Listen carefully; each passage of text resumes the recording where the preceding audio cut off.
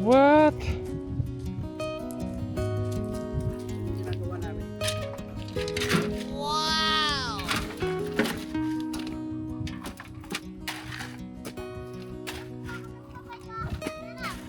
Oh.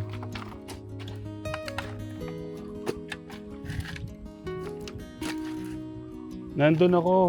Kila Kuya Poren. Tinignan ko yung mga mangga niya. Nasilip kita.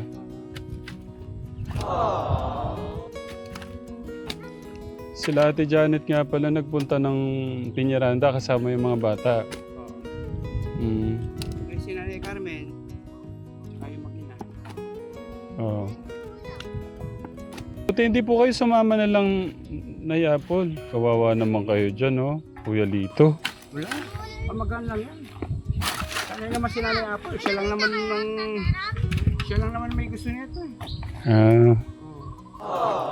Kapit ko ng muna rin.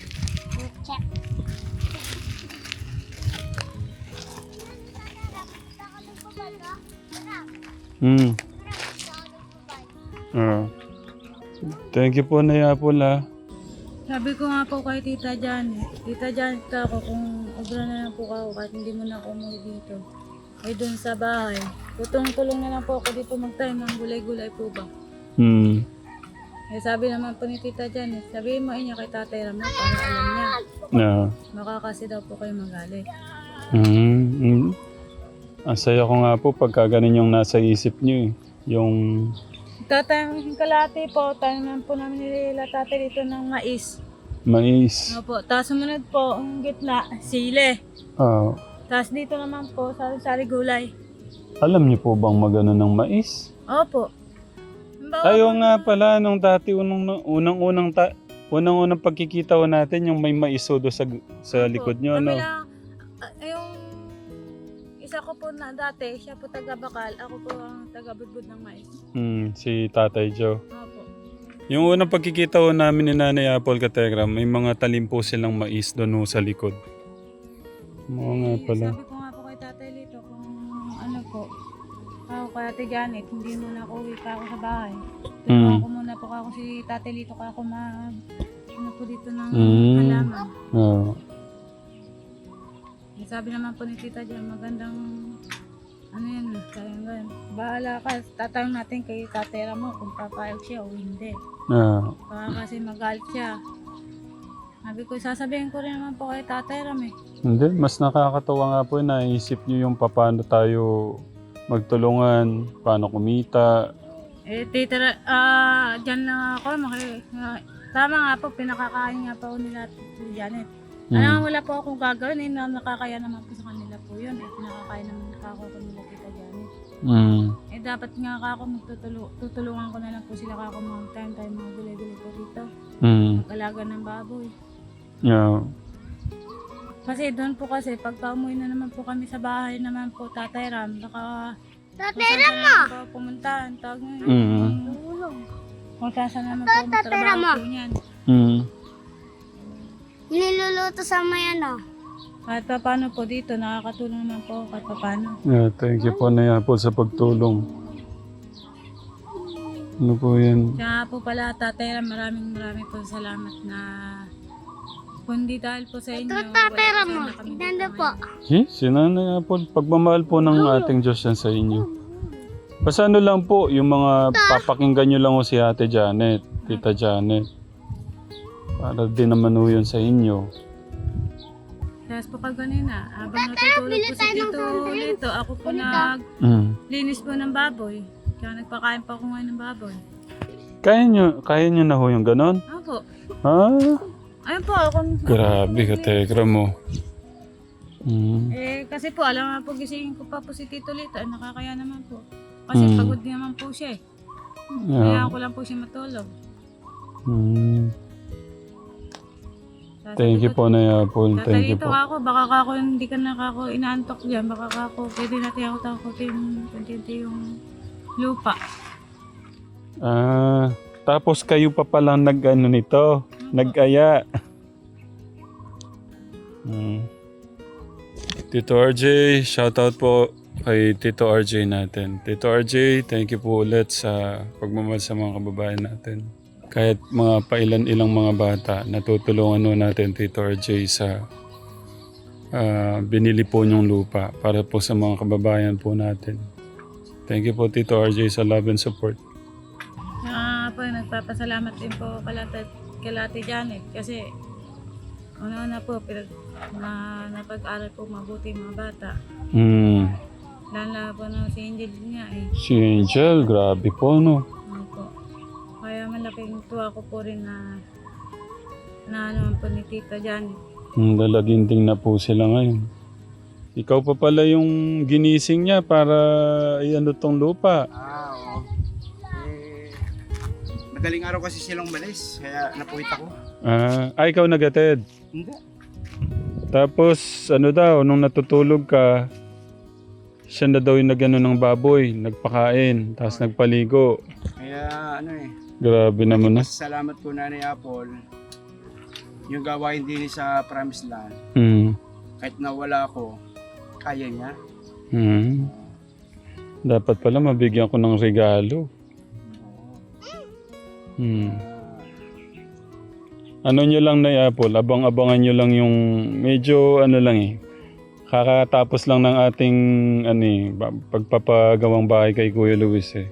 Pag medyo ano po, may regalo po kayo sa akin. Hindi lang naman sa akin, pati kay Kuya Lito niyan pagka... Medyo sayit ka. Sayit ka. Pero yung para sa akin, huwag mo nalalahanin. Kay Nanay Apple, pwede pa. Kasi yung hirap lang yung akin dun eh. Yung ambag ko kay doon sa pagmamahal na sama-sama kay Kuya Luis eh. Ano naman yun, automatic na yun sa'yo na thank you Kuya Lito. Automatic na salamat. Pero yun, kay Nanay Apple, masaya ako dahil kahit na yung mga trabahong palalaki ganyan. Ayun nga Siya naman yung maganda ron. Ginagawa nakakain niya. Gusto niya makatulong. Siya yung kumbaga ang tawag doon. Basta siya yung may kusa ka Tekram. Di mo nakita yung namasukan siya ng construction nun. Pigilan. Mapalo pa ako ng pala pag pinigilan ko yan. Tapos pala, plano niya magtanim ng mga mais. Oo eh. Parang ayaw na yatang umuwi sa kanila eh. Pagtanim ng mais, pa. Iisip.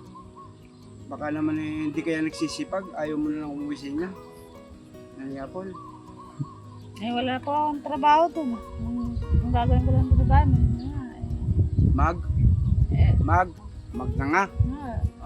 Ayaw niya magnanga. Wala po akong matanim. Akala ko magbuka. Kuya Lito? Di bale. Basta nakikita naman kay Nanay Apple, bahala na si Tatira. Kasya naman kahit na gano'n tayo kadami, basta't sama-sama sa hirap at ginawa. Lalo na kung magsisipag lang tayo din hindi tayo magugutom. Di ba Nanay Apple? Mag-isay-isay ka kaya. Hindi, pero yung makita mo yung ganyan, si Nanay Apple, siya yung nag-i-initiate, anong tawag yun, nagkukusa, ikaw pa yung tinignan niya kung pwede ka ng samahan mo daw siya. Kwento niya nakakatuwa lang si Nanay Apple Diyan natutuwa si Tita Nisam, yung mga ganyang Parang parang yung kasipagan niya, para bang kang pakawalan si Nanay Apple. Kasi ginagawa niya yung deserve niya. Lalo na kasi, di ba, meron lang siyang panahon dito. Nagbakasyon yung mga bata. Ngayon, parang ginagawa niya siguro yung lahat. Siguro para maging deserving siyang manatili dito sa Promised Land.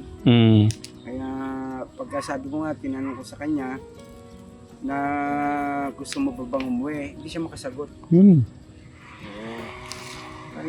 Parang gusto niya na, parang suma total, parang si Nanay Apple. Doon sa tanong ko na yon, hindi siya makasagot ng Mm. oo. Nandito na kasi yung puso niya. Tsaka isa pa, dito yung, sabi nga niya, yan, sinabi niya, ngangalang daw siya doon. Wala namang ginagawa. Siguro nakikita niyo yung anak niyo, tumataba din eh. Tsaka ano, nakakasama si Angel, Abby. Oo, yun pa. Ang inisip ko naman, baka bumalik yung kanyang dating sakit sa ulo. Baka aalis yan, tatangayin yung mga anak niya. Gagawin mo ba yan? Hindi, wala na siguro yun. Sa nakikita ko kay Nana. At saka ang tagal nang nagbago. Nagbago ka na ba tuluyan, Nanay Apple? Opo, dahil po may takot na po ako sa Panginoon. Ano lang talaga yung gabay nyo lang talaga. Ni Ate Janet, lalo na si Ate Janet. Kasi inisip lang namin, siyempre, Himbawa kukunin ko yung mga bata. Ano yung pakakain ko sa mga bata? Hindi ko kaya pag-aralan. Wala man akong buhay. inisip ka na. Hindi, tsaka yung future. Yun yung iniisip ni Nana Apple. May utak na si Nanay Apple. Naisip Ikaw? yung mga bata. Alam nga papakain, alam papakain. Tsaka kanina sabi niya, thank you po. Thank you daw sabi niya kanina. Dahil yung mga bata daw, okay na si Ate Angel, Abby. Yan, okay lang sa'yo. Ganito yung trabaho dito. Makakaya mo kaya yan araw-araw? Hanggang college si Angel, kakayanin niya. Hanggang hindi makatapos ng college si Angel. Di ba po kakayanin niyo para sa future po ng mga anak niyo? Kasi pagka nakatapos na po ng college si Angel, matutulungan na po kayo. Unti-unti, tapos matutulungan pa yung mga kapatid. Bata pa siya, matutulungan niya na yung nanay niya. Sabihin kung ano yung ginawa ng magiging ng anak niya. Bata pa si Nanay Apple. 30 pa lang siya, 31 yata eh. Diba? Hindi ko kamukha ko. Mag-50 na ako, tapos si Mika, 16 na ako. Siya, batang-bata pa. Yeah. Nagka-telegram. Ang ganda lang dito, payapa, tahimik. Ito lang yung gusto ko, katekram. Yung ganitong buhay lang, simple, tahimik. Bukas maaga kami bukas. Mga alas 5:30. Nanay Apple, over ka? Isingit ng 5:30. Baka ako pa nga muna sa inyo magising eh. Tinatanghali ka ng gising eh. Ngayon lang. Ano naman sabihin niyo sa mga katekram? Binisto na. Hindi, akala ko alas 4 laging gising mo. Naman. Lagi naman yung kagabi lang yung medyo nalita ko ng gising. Nay Apple, lagi ko kayong magpapasalamat kay God. Yun po yung isang susi na para mas magkaroon tayo ng tamang pag-iisip, tamang decision, mga plano. Yun lang naman. Magandang desisyon. Sabihin nahaharang na ng kung may kung malapit ka sa Diyos, yung mga hindi maganda, maaaring hindi mo magagawa. Obedience brings blessing. Kung sumusunod tayo sa ating mga magulang, di ba po malalayo tayo sa kapahamakan? Hindi ko naman po na-distan yung mga magulang ko habang lumalaki po ako kasi maaga po ako naulila sa magulang. Yun nga din. Kaya nga, biktima din po si Nanay Apple nung kumbaga hindi po nagkaroon ng magandang pundasyon habang paglaki po. Parang tong mga bata, kung di po nagabayan si Angel, si Abby, tapos si Angelo, taka si Allen doon sa kabila naman. Parang ganun ang mangyayari sa mga bata kay Nanay Apple. Ang bilis lang ng araw no? Parang pagising, kain, tulog. Kaya kung wala po kayong mission sa buhay, para kayong siguro eh. Parang pa yung saysay ng buhay mo kung kumakain at natutulog ka lang, no? Parang hubang walang saysay yung buhay natin kung wala tayong mission sa buhay, kategram. Kumbaga yung dapat na araw-araw nating natatapos, meron po ba tayong nagagawa sa kaarihan po ng ating Diyos? Alam ko po kasi hindi pa tapos ang kilala ko lalo. Tapos na po. Blessing na nga lang po dun eh. Ano nga pala yung hinihingi mo sa akin? Hinihingi mo sa akin, sinabi mo, pwede ba makahingi ng isang babaeng baboy? Ba't kailangan mo pa na lalaki? Lalaki lang ang gusto. Lalaki babae. Lalaki babae. Yan na ano niya, kung meron siyang babae, siya na yung kumbaga mga anak, magkakaroon, dadami, ganon, na Apple. Sabihin mo, Okay. Kung ano naman yung ano ni Kuya Lito, sa inyo naman po yung lahat eh. Kaya po niya yan ginagawa dahil po sa mga anak niyo. Ano? Tumpak. Oo, kaya nga mo ginagawa eh. Naano mo yung ano, naano mo yung mga, yung ating, kung ano yung nakamukha niya, mayroon tayong baboy. Kahit pa paano naman katekram, yung Kuya Lito natin, Nay Apple. Kaya po yan nandyan kung ano po yung parang sinisinop niya na para kumita po dito, para po yan sa lahat dito. Saka lalo na, syempre, meron na tayong mga lumalaki na yung mga bata. Lumalaki yung gastos.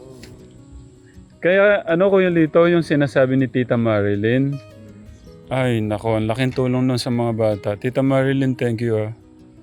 At saka yung ano, yung monthly na pinapadala niya na ano, na pagmamahal sa mga bata.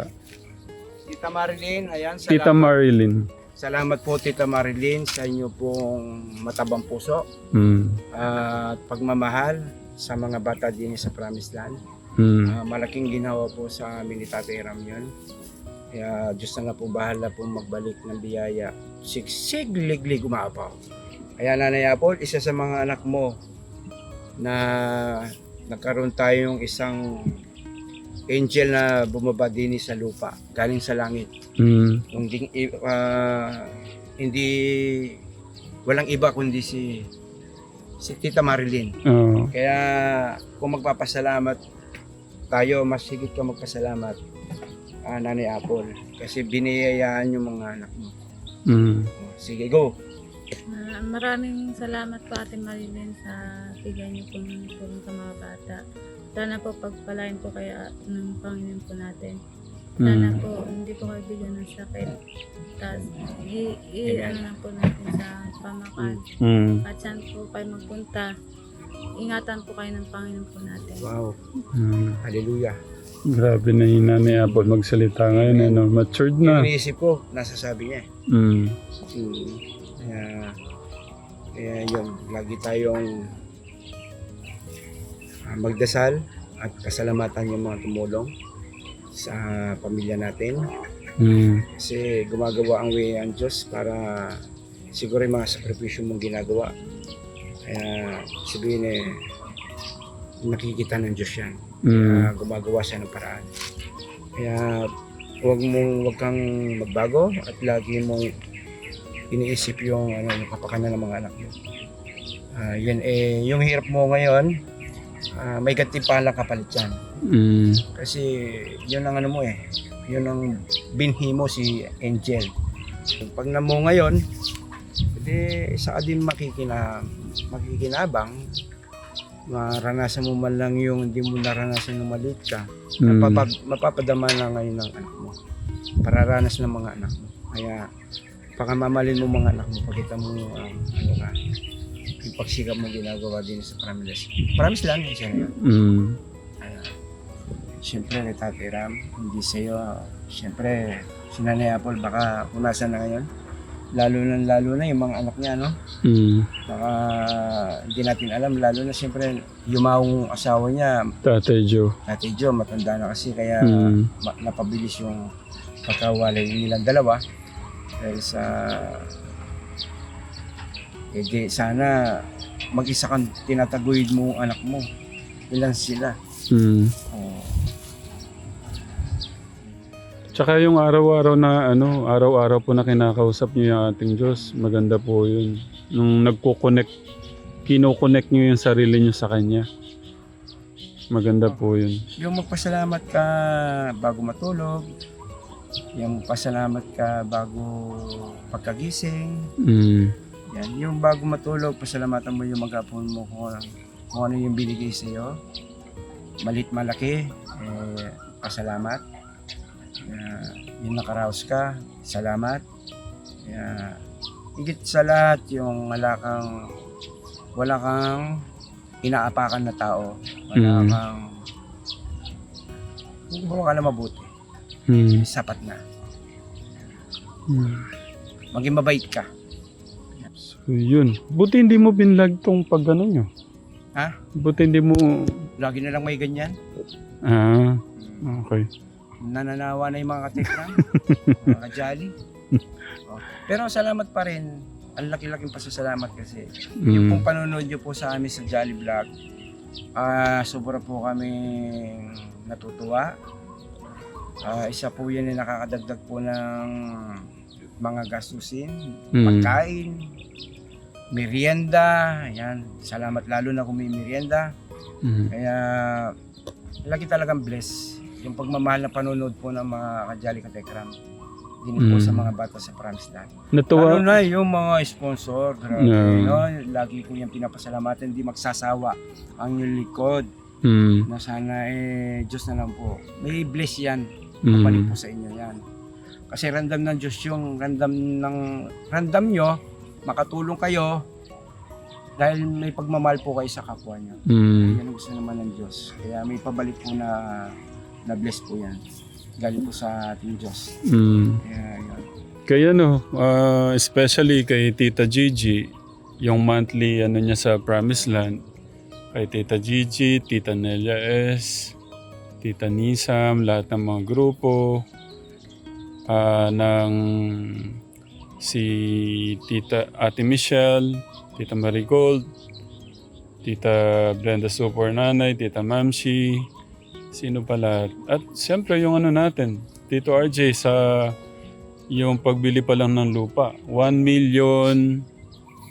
Kundi sa kanya, No. hindi to siguro matutuloy. Kasi malaking bagay yun. Naging ano yan, porsyento na parang naging ano siya.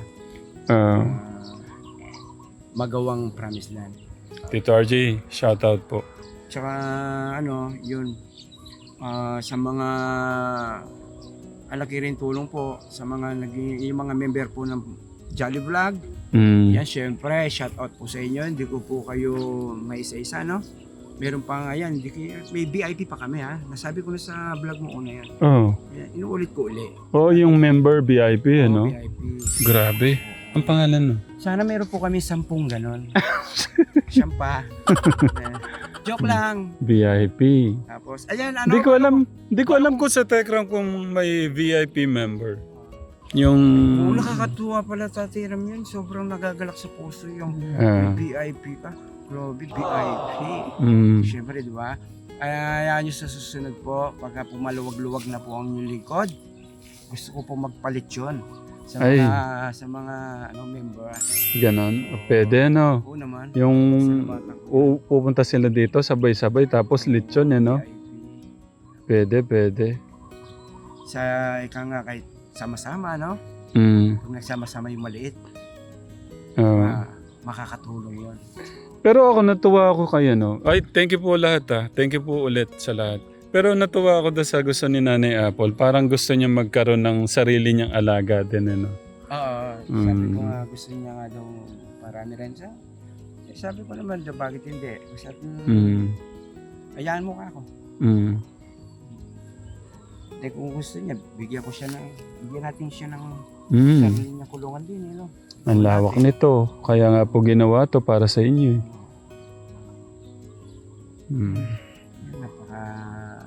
Ginawa to para sa yung mga kababayan po natin na kaya pong dalhin dito na pwede po nating mabago yung buhay, matulungan, ganun. Especially kayo na talaga yon.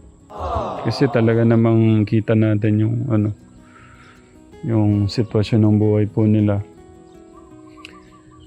Ayun, Katekram, thank you po ulit mga Katekram. Sa lahat po ng mga Katekram natin dyan, maraming salamat po ulit sa inyong pagmamahal at suporta. Bahala na po ang ating Diyos sa inyo.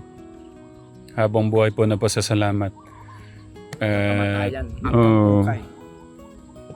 Sana yung ini-imagine ko yung college na si Ate Angel natin. Ay, oo naman. Mm. Malamang naman kaya ni Angel kasi... kaya Ano ko ang teacher Sa galing. kanya Pwede teacher. naman magbago, pero sabi ko nga kaya niya, mag-teacher kahit na mag-chef. Teacher, kayang-kaya naman niya. Kaya niya naman yung mag-alabilo sa Mm. mga bagong tao. Hindi na siya kamukha ng mayayain si Angel. Imagine ninyo, Nanay Apple, kasama niya si Ate Angel. Mm, College graduate, teacher. Ay, thank you Lord. diba? Thank you Katekram. Basta mangyayari yun, Nanay Apple, maniwala kayo, manaligo kayo sa ating Diyos. No, basta tatawag lang ko kayo lagi sa Kanya. Mir, baga sa una na yung bless Sabihin mga ginagawa natin, na-bless na yung mga bata. Yung pagsikap natin sa mga bata, na-bless na sila. Oh, Paano yung ginagawa natin, na-bless na sila. Ayan, si Tita Marlene. Tita Marilyn. Ano na yun, package na hindi na Mm. isipin yun. Kung 5 years Kung ano. kumulang man yun, magdagdag na lang. Oo, 5 years, Katekram. 5 years na monthly 5,000. Tapos yung sinasabi po niya na 500,000. Sabi nga niya, kung Tatay Ram, gusto mo, isa nang padala ko. Pero siyempre, sabi ko, tsaka na, pagka na. Pwede bang gawan ko siya ng rebulto dito sa France? Tita Marlene, okay lang? Isipin mo, monthly tapos meron po silang ganong Nakano na yung pondo. ang laking alaga, di ba? For the college. Ng mga bata. Hindi na natin sila masyadong iisipin po the college. Yun lang, Katekram, maraming salamat po kay Kuya Lito, kay Nanay Apple, kay Loglog, thank you At yun lang, sobra akong natutuwa. Si Nanay Apple pa yung nag-ano ng trabaho kay Kuya Lito. Okay, thank you Katekram. Thank you po. Bye! God bless Katekram. We love you po with the love of God. Thank you. I love you, Mama! Uchi. Yung kamay. Yung kamay. I love you, Mama! Chup. Dalo, ganito, Loglog, ganito. Oo. Sa lahat po ng mga Katekram, thank you ulit. Kay Tita Marilyn, maraming salamat po sa pagmamahal. Tapos kay Tito RJ, sa lahat po ng mga nagpa-abot ng suporta noon sa Promised Land, maraming salamat po sa inyong lahat. Bye Katekram, God bless po, we love you po with the love of God.